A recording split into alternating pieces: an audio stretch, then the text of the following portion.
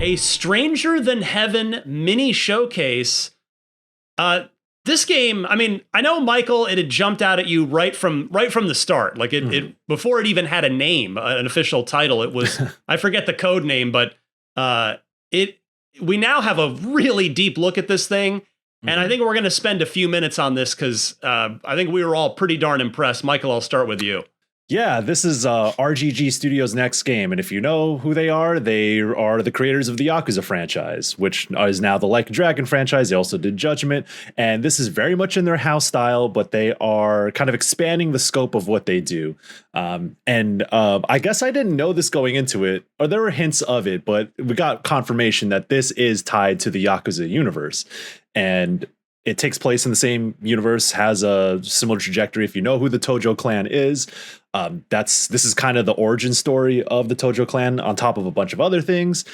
And Yokoyama, the director for this game, the head of RGG Studio now, basically said that this game ends in Kamurocho, which is the city in which almost every Yakuza game takes place in. And he's like, there's gonna be a surprise at the end in Kamurocho. I'm like, oh, I wonder what it is, man.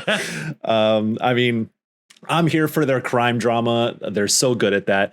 But this showcase was kind of wild because it was like a cinematically shot presentation where they had like the actors that they cast for the game do the presentation along with the main folks at RGG Studio. Snoop Dogg on like populated sets, like they put money into this. Yeah. And one of the key actors in this, it was Snoop Dogg. He had a whole section where he was talking about his role and the character that he plays in this story. And it was kind of a surprise, but as the presentation went on, it actually felt like a really good fit for what they're doing. It doesn't feel like stunt casting because the story it starts in 1915 and the main character is a guy who is half Japanese and half American and lives in America. And once his parents pass away, he's kind of like left to his own devices and is kind of caught at a time in which, there's a lot of discrimination against people like him. This game, listen, for me, personally, this is hitting because this is a game starring a Wasian about being Wasian. You know what I'm saying? So this is going to be this story is like right up my alley. It's touching on a lot of the societal shifts between the US and Japan during this time. And there's a lot to go into there. But, because the story is also about the intersection between Japanese and American culture. And I think Snoop Dogg playing this character who is also part of the industry in which the main character works in initially is kind of his bridge between the two. And there's a lot of emphasis on music and jazz and dance and sort of like the club culture of the time as well, the kind of weaving that into the criminal underworld that eventually grows out of this. So they're doing some really interesting things as they put culture into this game and make it a focal point. And also using a lot of the things that we recognize from RGG games and the Yakuza games, like the minigame management sims that they've had. Like that is an extension here, and it feels like it's more in depth and it's taking itself more seriously, but it's also integral to the kind of story that they're trying to tell. It's a period piece. It's actually many period pieces.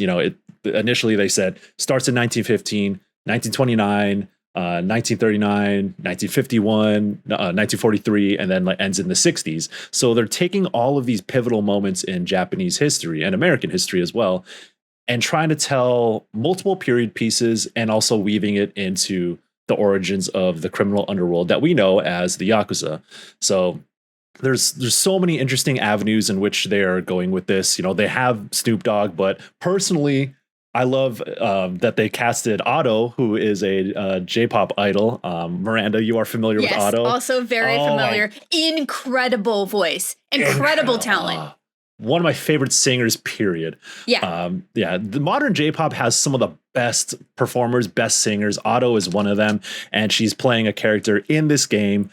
And yeah, the casting that they did for this game is kind of incredible because it is indicative of what they're trying to do with it, having mixed race, like Japanese American people in the story about that, and then having American actors and then having Japanese actors and just like melding all of this together, which is something that Like a Dragon Infinite Wealth touched on because it took place in Hawaii, and Hawaii is such a good setting for that sort of cultural fusion. And but this is like an extension of that, or a deeper dive into that idea, and then taking that through a historical lens. I hope that they can pull it off.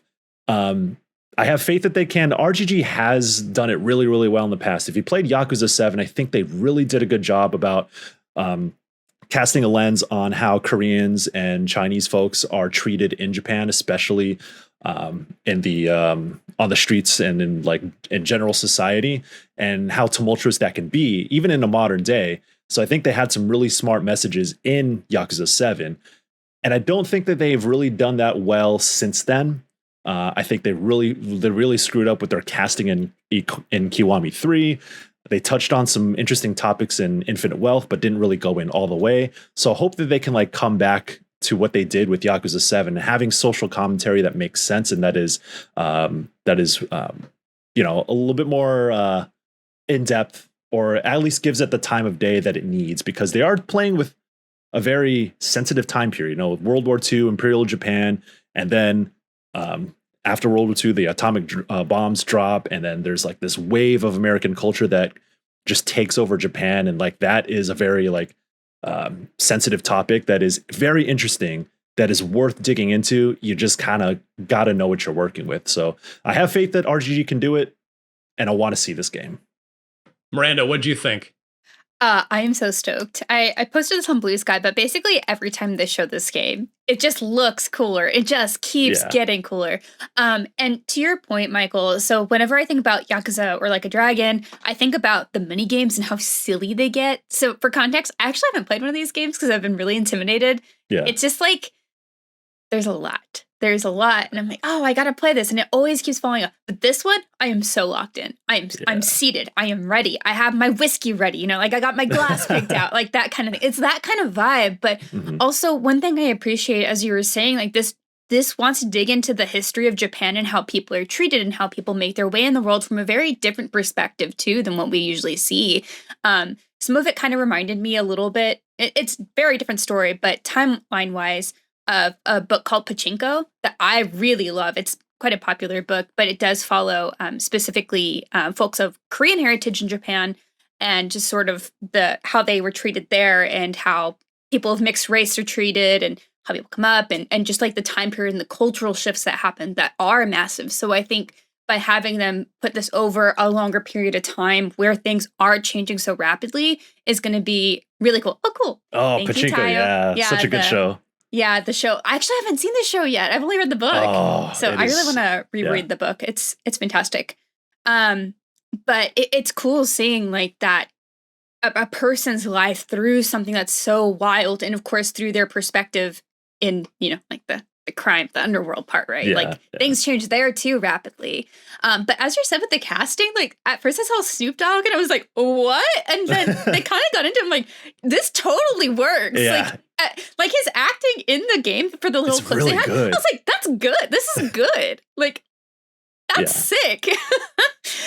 So I think they're obviously like, they're cooking with fire here. And I think the thing that also gets me really excited is the underlying theme of music. I love games that like feature music, not as in like the rhythm game necessarily, but as in it's a foundational part of its gameplay. And the way that they go about presenting it in here is just fantastic. And again, as Michael said, they have Otto. Like, let's go. So some very quick context on her. Nobody knows what she looks like. She keeps herself like specifically like out of the spotlight. She's also quite young, so I think that's maybe part of it. But also she just wants her privacy. But it's so cool that she's willing to do something like this too. Like that just, I don't know. If you guys are only listening to music in English, you're missing out so hard, like so much. Listen to like any language. It's fantastic. You don't have to know what they say. Just, you know, feel it. And this has that vibe that it's like, we're going to feel a lot of things in this game. So I don't know if I can add on to really anything else other than I think this is going to be a fantastic point of entry for anybody like me who are like, I really want to play one of these games. I just don't know where to go. And this one seems like it's going to be a bit more heavy in its themes, which is appealing to me specifically. Yeah. So. And I think that's something that RGG has struggled with a lot of their games recently is this a good entry point? And of course they have to say yes. Yeah, they're going to always say yes. As much as I like Infinite Wealth, like I'm never going to recommend that as someone's first game in the Yakuza franchise. Like that's an awful place to start, man. Yeah. But yeah, I like you said, the theme of music, it's not just music, it's that music is the thing that can break cultural boundaries or like break down walls. And like Snoop Dogg's character says that in the trailer or in the showcase, that when Snoop Dogg takes the main character back to Japan, he's like, and you see Japanese people like embracing American music and putting their own spin on it. And then Snoop Dogg's character is like, yeah, music, this is how you break down language barriers. Everybody speaks music, regardless of whatever language that you actually speak. So that is, having that as maybe a central theme through the game is going to be it seems like a really cool idea. And just like the period atmosphere that just like this game is just drenched in that atmosphere of each time period. Man, this is, if anything, this is one of the most interesting games that I've seen in a long while, especially from RGG. Yeah. For me, I'm kind of in a similar boat to Miranda where I haven't played much of the franchise, even though I know I'd like it. Like my entry point was, I believe it was Like a Dragon was the one that launched as a day one title on the Series X, right, Michael? Yeah. Okay. So I played a decent bit of that and really enjoyed it. Didn't finish it, but I just loved what I loved about that game of what I played was that it felt very unique. It didn't feel like every other RPG. Just there was something from the tone to the setting. I really like that about it. And this, what's winning me over with Stranger Than Heaven, pardon me, is the ambitiousness of the storytelling, of doing this sort of frenemy story between two guys over 50 years.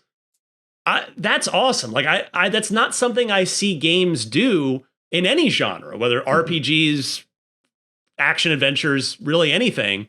So I love how ambitious the storytelling is. And if they can pay it off, if they can make this work, then I think it's going to just be hugely successful, at least for me.